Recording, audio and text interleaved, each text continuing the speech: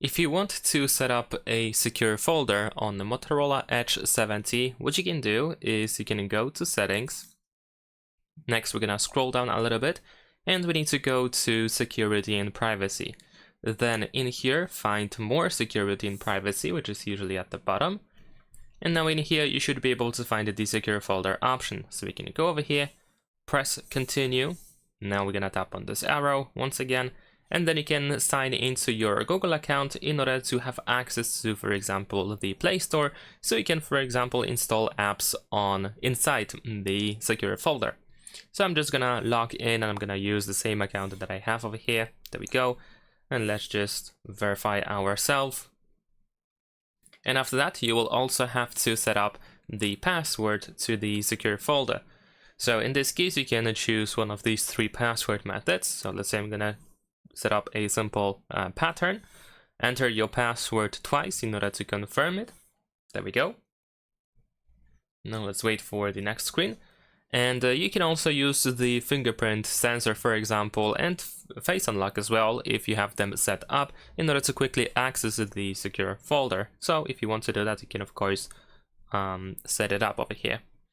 But yeah, this is how the secure folder looks like. In order to find it and open it, you can just go to the app drawer. You should be able to find it in the app drawer quite easily.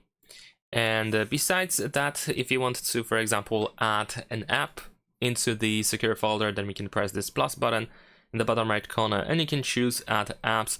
And then from the list of all apps that you already have installed on your phone, you can choose the one that should be added into the secure folder. Keep in mind that these apps are not moved into the secure folder, but they are installed essentially. So they are treated like separate apps. And of course, the secure folder has its own environment, which means that every data that you have in the secure folder is completely separated from everything that you have outside of the secure folder. So for example, if I add this Instagram app over here into the secure folder, this app doesn't have any data yet because I didn't use it, and it is treated like it's a newly installed app.